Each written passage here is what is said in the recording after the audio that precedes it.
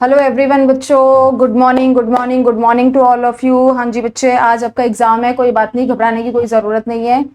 ठीक है, मॉर्निंग में हम लोग मिल रहे हैं, आप सब लोग पास हो जाएंगे। सबसे पहले तो ये मॉर्निंग मैनिफेस्टेशन करते हैं कि हम लोग पास हो जाएंगे। ओके चलिए रिवाइज करते हैं जल्दी से। मैंने आपको ये एक एडजस्टमेंट शीट भेजी थी बच्चे, इसको फटाफट देखते हैं क्या है ये एडजस्टमेंट शीट। देखो, इनकम फ्रॉम सैलरी लेंगे। जैसे आप इनकम मतलब जो जो सैलरी के पॉइंट्स है ना, ये टोटल इनकम एडजस्टमेंट होगी कैसे। अगर आपके पास एक कॉम्प्रिहेंसिव क्वेश्चन आता है तो क्या करोगे, सैलरी से रिलेटेड जो जो चीजें हैं, एड लेस जो भी करना है आप इसमें कर लोगे। स्टैंडर्ड डिडक्शन मैम अलग से क्यों लिखा है, क्योंकि ये आप भूल जाते हो। 50,000 ये 75,000, ओल्ड में 50,000 आपको लेस करनी है, ये क्वेश्चन में कहीं नहीं लिखी होगी, आपको खुद याद रखनी है। 75,000 न्यू स्कीम में है, न्यू रिजीम में। उसके बाद income from house property, self occupied property always loss आएगा। लॉस क्यों आएगा, क्योंकि नील रख रहे हैं तो उसके बाद जो भी इंटरेस्ट वगैरह होगा वो लॉस निकल के आएगा। Let out property, deem to let out property, ये क्या होगा बेटा, इसमें कुछ वैल्यू निकल के आ सकती है। सेल्फ ऑक्यूपाइड प्रॉपर्टी याद करो, एनएवी ही क्या था, नील था, तो उसके बाद अगर कुछ लोगे तो क्या आएगा, लॉस आ जाएगा। ग्रॉस एनुअल वैल्यू क्या थी, एक्सपेक्टेड रेंट और actual rent whichever is higher, ये मैंने आपको बताया था। ठीक है, लेकिन एक्सपेक्टेड रेंट कैसे निकालोगे, जल्दी बताओ। यस, FR और MV whichever is higher but it does not exceed standard rent, right? Municipal taxes only if paid by owner, ये याद रखना, अगर पेड किए हैं ओनर ने, और अगर वो ये कह रहा है कि नहीं ओनर ने पे नहीं किए हैं, किसने पे किए हैं, टेनेंट ने पे किए हैं, अगर उसने रीइंबर्स किए तो लेस होंगे, अदरवाइज नहीं होंगे। नेट एनुअल वैल्यू निकल के आ जाएगी। सेक्शन 24 में जाओगे, ये उस चैप्टर में हम रिवाइज करेंगे। ठीक है, 30% का एनएवी लेंगे, इंटरेस्ट लेंगे, अलाउड ऑन ड्यू बेसिस, ये पेड बेसिस था, ये ड्यू बेसिस है, याद रखना। ये हाउस प्रॉपर्टी निकल के आ गई। पीजीबीपी मैंने आपको कहा था कि शीट कराएंगे। ठीक है, अब ये हम पीजीबीपी की शीट कर लेते हैं एक बार फटाफट। बड़ी है क्या, यस थोड़ी सी बड़ी है, बट इट्स ओके, हम इसको देखते हैं।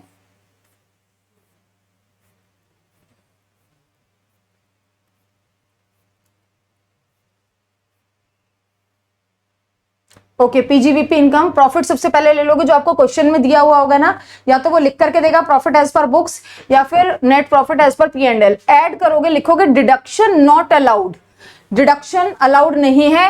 ऐड इफ डेबिटेड, बेटा दिमाग चलाना, ऐड सिर्फ तब करना है कि अलाउ नहीं है और उधर उन्होंने डेबिट कर रखा है, यानी कि उधर उन्होंने ऑलरेडी P&L में लेस कर रखा है, तब ये वाली कंडीशन होगी, अदरवाइज नहीं होगी। डेप्रिसिएशन सबसे पहले क्या करोगे, बुक्स ऑफ अकाउंट में जो डेप्रिसिएशन दिया इसको ऐड कर दो, क्योंकि अलाउ नहीं होता, इनकम टैक्स एक्ट वाला अलाउ होता है। Amount paid to relative in excess of reasonable amount, ये कौन सा था, स्पेसिफाइड पर्सन वाला था। ठीक है, रिलेटिव को हमने एक्सेस दे दिया है, तो हम क्या करेंगे, जो एक्सेस दे दिया है उसको हम डिसअलाउ कर देंगे। Motor car expense used for personal purpose, if used for personal purpose proportionately, ये भी हमने अलग से किया था। वो कहेगा कि मोटर कार यूज करता है, ठीक है, ये एक्सपेंस है, इतना उसका पर्सनल पर्पस के लिए था, इतना बिजनेस पर्पस के लिए, तो सिर्फ पर्सनल पर्पस वाला ऐड बैक करोगे, बिजनेस वाला तो क्योंकि अलाउड है। Drawing as it is of personal nature, ये क्या रेड में जो लिखा है ये आपको लिखना है। ठीक है, ड्रॉइंग को हम क्या करेंगे, ऐड बैक कर देंगे, क्योंकि ये पर्सनल नेचर की है तो अलाउड नहीं है। इन्वेस्टमेंट किया NSC में, ऐड यहां कर दो, और ATC में अलाउ कर देना। Under valuation of closing stock, under valuation मैंने इसका रीजन क्लास में बहुत अच्छे से समझाया था, यहाँ पे सिर्फ रटवा रही हूँ। अंडर वैल्यूएशन है किसकी, क्लोजिंग स्टॉक की, क्लोजिंग स्टॉक की। ठीक है, तो क्या है, add. Payment in cash, bearer cheque, cross cheque 10,000 से ऊपर का है तो इसको ऐड बैक कर दो, क्योंकि अलाउ नहीं होगा। एडवर्टाइजमेंट किया, souvenir of political party, only for company, add here, allow under section 80GGB। तो क्या कर रहा है कि कंपनी है तो यहाँ पे आप ऐड बैक कर दोगे और 80GGB में अलाउ करोगे। पॉलिटिकल पार्टी को जो इलेक्टोरल ट्रस्ट को दिया है यहाँ पे ऐड कर दो, कंपनी के लिए 80GGB और 80GC के लिए इंडिविजुअल HUF अदर। ठीक है, यहाँ पे सोवेरियन, देखो advertisement in the sovereign of political party, ये क्या है, डोनेशन दिया तुमने पॉलिटिकल पार्टी को, तो क्या करोगे, यहाँ पे ऐड बैक कर दोगे। और इन दोनों सेक्शन में अगर कंपनी है तो 80GGB में अलाउ करोगे, 80GGC में अलाउ कब करोगे, नीचे जाकर डिडक्शन में, इंडिविजुअल HUF या अदर है। GST की पेनल्टी कोई है तो ये compensatory if not compensatory in nature. देखो कंपनसेटरी है, कंपनसेट करने के लिए दे रहे हैं तो फिर add back compensate, if not compensatory, अगर कंपनसेटरी नहीं है यानी कि पेनल्टी है तो फिर इसको ऐड बैक करेंगे। कंपनसेटरी है तो अलाउ हो जाती है। 30% of amount paid to resident without TDS, इसमें क्या होता है 30% होता है, और नॉन रेजिडेंट के लिए क्या मैंने पहले ही बताया था 100% डिसअलाउ करते हैं। Interest on loan up to put to use of asset, ये याद रखना बेटा, जब तक interest on loan up to put to use of asset, वो क्या करते हैं यहाँ पे डिसअलाउ करते हैं। क्यों? क्योंकि वो कॉस्ट का पार्ट बनता है, तो यहाँ पे हम ऐड बैक कर देंगे। Accrued due expenses not allowed if SSC follows cash system, अगर वो क्वेश्चन में दिया हुआ है कि कैश सिस्टम फॉलो कर रहा है, वैसे कम चांसेस है, बट अगर लिख रहा है तो फिर अक्रूड ड्यू एक्सपेंसेस हम अलाउ नहीं करते हैं। सैलरी पे की रिलेटिव को इन एक्सेस ऑफ रीजनेबल अमाउंट, यहाँ पे सैलरी है, यहाँ पे क्या था, ठीक है, अमाउंट, कोई भी अमाउंट, यहाँ पे किसकी बात कर रहे हैं, सैलरी की, तो डिसअलाउड है under section 40A subsection 2। Family planning का जो भी एक्सपेंस है वो भी ओनली अलाउड टू कंपनी, ये याद रखना, सिर्फ कंपनी को अलाउ होता है। अगर प्रोप्राइटरशिप है, कोई पार्टनरशिप है, कोई वैसे फर्म है, ठीक है, तो फिर उसको एड बैक कर देना। मेडिकल एक्सपेंस ऑन पेरेंट्स, ठीक है, यहाँ पे एड बैक कर देना, अलाउड है अंडर सेक्शन 80D। ओके, वहां पे चले जाना, 80D को रीड करना और 80D के अकॉर्डिंग अलाउ करना। Purchase of any business asset, कोई बिजनेस एसेट आपने परचेज करी, क्या करोगे, 10 लाख की कोई बिजनेस एसेट है, उसने डेबिट में ले लिया, तुम उसको क्या करोगे, एड बैक कर दोगे, क्योंकि उस पर डेप्रिसिएशन मिलता है। इनकम टैक्स या advance tax, direct tax, tax, interest, penalty, सब कुछ डिसअलाउ है। Contribution to NPS in excess of 14%, 14% से ज्यादा का जो भी कंट्रीब्यूशन किया है, देखो इसका खर्चा था, बिजनेस जो रन कर रहा है, तो इससे 14% तक तो उसको अलाउ है, 14% से ऊपर कंट्रीब्यूट करना अलाउड है, लेकिन हम तुम्हें इसकी डिडक्शन नहीं देंगे, ऐड कर लो। 4/5 of VRS compensation paid to employees, क्योंकि हर साल क्या होता है, मान लो वो कह रहा है कि 1 लाख रुपए दिया, तो एक साल में तो 150 अलाउड होगा ना, और उसने 1 लाख एड बैक कर दिया, तो 4/5 को तुम एड बैक कर दोगे। Donation to gurudwara in cash 80G also not allowed, cash में तुमने डोनेशन दी, एड बैक कर दो। Interest and municipal taxes paid for SOP and let out portion of house, disallowed here, allowed in house property. हमने पढ़ लिया था कि हाउस प्रॉपर्टी में आएगी ये चीज, इसमें नहीं आएगी। Notional rent of own house used for business purpose, not allowed to owner under section 30, हमने अलग से पढ़ा था। यानी कि मैंने अपना घर बिजनेस के लिए यूज कर रही हूं, तो मैं क्या करूंगी, उसको एड बैक कर दूंगी। मैंने कहा कि नहीं जी 10,000 रुपए मैं अपना रेंट मान करके चलती हूं, ठीक है, ओके, तो ये is not allowed, add back कर देना, मत देना, मत देना, मत देना। नोशनल रेंट को, interest paid to bank after due date of ROI, ये भी अलाउ नहीं होता, एड बैक हो जाता है, याद रखना, after due date of ROI. Contribution to PM relief fund, ठीक है, यहाँ पे एड बैक हो जाएगा, 80G में जाएगा। Loss on sale of capital asset, add back here कहां पे जाएगा, कैपिटल गेन में जाएगा। लॉस दिया हुआ होगा तुम्हारे को, जब P&L दिया होगा ना, तो उसमें लॉस दिया होगा डेबिट साइड, ठीक है, तो यानी कि वहां पे लेस कर रखा है, यहाँ पे एड बैक कर दो, इसको ट्रीट करेंगे कैपिटल गेन में। साइंटिफिक रिसर्च एसेट का वो भी अलाउ नहीं होता लॉस, ठीक है, वो भी यहाँ एड बैक करो। 4/5 ऑफ प्रिलिमिनरी एक्सपेंस 1/5 अलाउ है, इसलिए 4/5 एड बैक कर देंगे। MSME वाला ये मैंने पूरा सेक्शन कराया था, इसको अच्छे से कर लेना। देखो, on before that date maximum 45 days, इस सेक्शन को बेटा मैं बोल रही हूँ फिर से, MSME वाले सेक्शन को अच्छे से पढ़ लेना वहां पर, ठीक है, इसको मैं स्पेशली कह रही हूँ कि इस सेक्शन को अच्छे से पढ़ लेना, इसका क्वेश्चन हो सकता है अलग से भी 2-3 नंबर में आ जाए। Capital expenditure, repair of capital nature, capital nature की अलाउ नहीं होती, ये कैपिटल बनाते हैं इनकी, तो इसको एड बैक कर देंगे। Fine penalty for breach of law, कोई भी ब्रीच ऑफ लॉ कर दिया except breach of contract being compensatory in nature, क्या बोल रहा है, बीइंग कंपनसेटरी इन नेचर, याद रखना, अगर कंपनसेटरी है तब फिर उसको एड बैक नहीं करना है, अलाउ होता है वो। Expense on issue of right share, public issue and increase in authorised capital, ये भी एड बैक होता है, अलाउड नहीं है, याद रखना, इस वाले को स्पेशली बता रही हूँ। उसके बाद add things to be added to income, add if not credited to P&L account, ठीक है।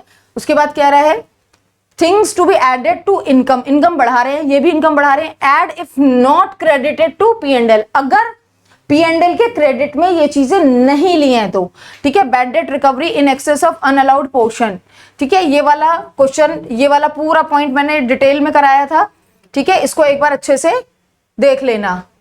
इसको मैंने बोला, और एक तुम्हें MSME वाला, ये दोनों मैंने तुम्हें अच्छे से बोले, एक बार इनको प्रॉपर मेन सेक्शन में जाके देख लेना। Sale proceeds of scientific research assets, क्या कह रहा है यहाँ पे, सेल प्रोसीड और डिडक्शन अलाउड अंडर सेक्शन, देखो क्या कह रहा है, से साइंटिफिक रिसर्च कोई रिसर्च एसेट थी तो वो तुमने बेच दी, तो जितने की बेची वो, या जितनी तुम्हें डिडक्शन मिल चुकी थी, ठीक है, मान लो बेच दी 10,000 की, डिडक्शन मिली थी 12,000 की, विच एवर इज लोअर, ठीक है, तो 10,000 तुम्हारे क्या होंगे, add. Remission cessation of trading liability, कोई ट्रेडिंग लाइबिलिटी थी, अब वो कह रहा है कि नहीं देने तुम्हें सीज कर दिया, माफ कर दिया, ठीक है, तो वो भी क्या करोगे, प्रॉफिट बनाओगे। सेल रेम्यूनरेशन, कब बनाओगे प्रॉफिट, याद रखो मैंने क्या बोला, अगर ये पहले तुमने प्रॉफिट में एड बैक नहीं किए हैं तो। Less deduction allowed, deduct if not debited, if already debited no adjustment. यहाँ पे क्या बोल रहा है, डिडक्शन अलाउ करेंगे, डिडक्ट कब करेंगे, अगर डेबिट नहीं किए हैं। अगर ऑलरेडी डेबिट है तो कोई डिडक्शन की नीड नहीं है। Depreciation as per income tax act, ये सबसे पहले इसको कर लेना, ठीक है। इनकम टैक्स एक्ट का अलाउड होता है। Scientific contribution to approved university not allowed है, किसमें, अंडर सेक्शन 115 BAC, 115 BAC में अलाउड नहीं है। कंपनी नहीं, 115 BAC इंडिविजुअल वाला बात कर रहा है, ठीक है। तो साइंटिफिक कंट्रीब्यूशन क्या कर रहा है, अप्रूव्ड यूनिवर्सिटी को तुमने किया तो उसको तुम क्या करोगे, डिडक्शन अलाउ है, लेस कर दोगे। अगर लेस नहीं किया है तो gift of dry fruits to important customer allowed as revenue expenditure, ये अलाउ है तो इसको लेस कर दोगे। पेमेंट इन कैश बियरर, ठीक है। ट्रांसपोर्टर के लिए याद रखना 35,000 है, ये भी लेस कर दोगे, ठीक है। 100% deduction allowed on all capital expenditure, 100% deduction allowed on all capital expenditure under section 35 AD, 100% allowed है except land, goodwill and financial instrument. याद रखना, except land, building and financial instrument. अगर ये तुमने लेस नहीं किया है तब इस अमाउंट को तुम लेस कर देना। लैंड को लेस मत करना, गुडविल को मत करना, फाइनेंशियल इंस्ट्रूमेंट को मत करना। और कब इसको लेस करना, अगर लेस नहीं किया हुआ, कर दिया हो तो दोबारा मत करने लग जाना। Salary paid to sister in law in excess of reasonable amount allowed. Sister in law not relative as per 40A subsection 2। Sister in law क्या है, याद रख लेना, इसका एक क्वेश्चन आ चुका है पहले, तो इसलिए कह रहे हैं कि इन एक्सेस ऑफ, हम ये रिलेटिव की डेफिनेशन में नहीं आता, ठीक है। Employer's contribution if paid after before due date of ROI, ये अलाउ हो जाएगा तो ये लेस कर दोगे। एम्प्लॉय का contribution if paid before due date of relevant act 15th of next month, ठीक है। यहाँ पे 139(1) है, ये कौन सा कंट्रीब्यूशन है, एम्प्लॉय। और एम्प्लॉयर का क्या काम है, उसको ROI उसने अगर टाइम से करी है तो, ठीक है, तब फिर अलाउ है। और इसका तो पैसा उसके पास ही है, तो ROI का क्या मतलब है, अगर उसने 15th ऑफ नेक्स्ट मंथ तक वहां पे रेलेवेंट एक्ट में जमा कर दिया है तो। Interest on loan of asset after put to use not allowed as business expense if asset is for personal purpose. कोई loan, interest on loan of asset है, क्या किया, after put to use, put to use करने के बाद interest on loan है, उसको less करो क्योंकि ये बिजनेस एक्सपेंस है। Not allowed as business expense, इसको लेस कर दो। If asset is for personal purpose, personal purpose के लिए नहीं होता तो फिर अलाउ हो जाता। चलिए,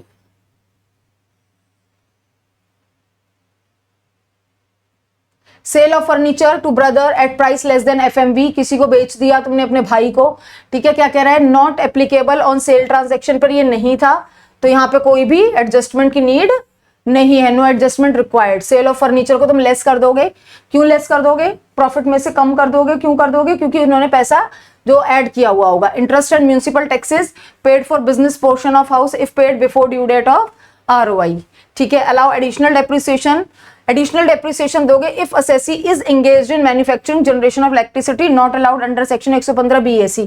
याद करो, एडिशनल डेप्रिसिएशन मैंने बताया था तुम्हें कि मैन्युफैक्चरिंग और जनरेशन ऑफ इलेक्ट्रिसिटी में मिलता है खाली, जो 20% एक्स्ट्रा देते हैं। Expenses on buyback, issue of debenture, issue of bonus share, ये भी क्या होगा, ये भी लेस हो जाएगा। Less things to be deducted from income, deduct if credited, ठीक है। ये चीजें भी क्या कह रहा है, ये भी लेस होनी है।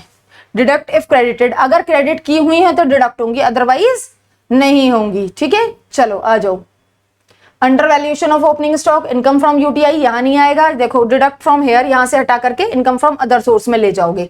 ये सारी चीजें, income from UTI, dividend, debenture का इंटरेस्ट, ठीक है, हॉर्स रेस, ये भी इनकम ऑन बैंक FD, ये सारे हटाओगे। Income from post office saving account, royalty income, ये सारे यहाँ से हट जाएंगे। कहाँ चले जाएंगे, यहाँ से हटा करके उसके नीचे ही कॉम्प्रिहेंसिव क्वेश्चन में लेना और यहाँ से हटाते जाना और इनकम फ्रॉम अदर सोर्स में लिखते जाना।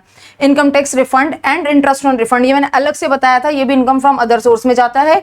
Share of profit from HUF as it is exempt, ये एग्जाम्प्ट है, इसको कहीं लेके नहीं जाना, ये एग्जाम्प्ट है। क्यों एग्जाम्प्ट है बेटा, HUF का एग्जाम्प्ट होता है, ये ज्यादा समझने की जरूरत नहीं है, बस एग्जाम्प्ट होता है ये शेयर ऑफ प्रॉफिट। अगर HUF से तुम्हें कोई प्रॉफिट मिला है तो ये क्या हो जाएगा, ये एग्जाम्प्ट हो जाएगा।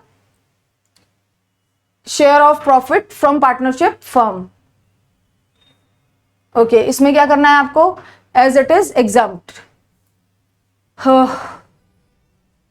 HUF और ये एग्जाम्प्ट है तो इनको यहां से हटा देना।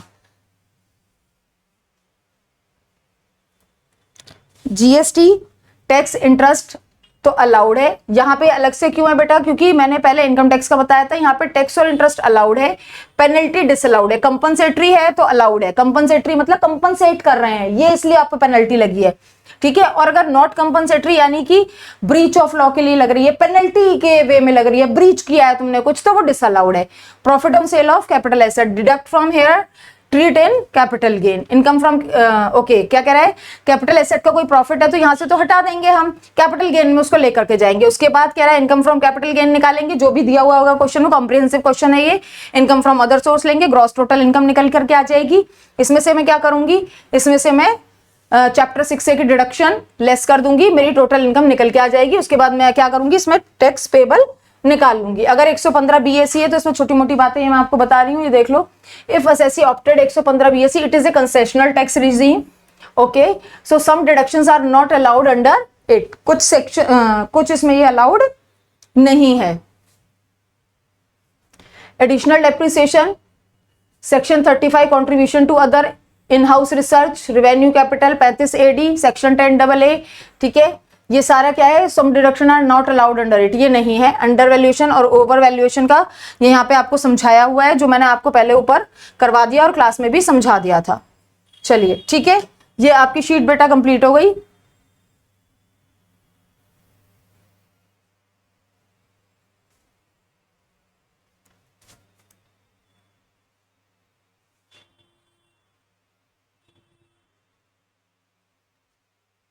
अब मैं आपको रेजिडेंस करा देती हूँ, क्योंकि रेजिडेंस का मुझे लगता है 5-7 नंबर का क्वेश्चन जरूर आएगा, उसको हम कर लेते हैं एक बार अच्छे से।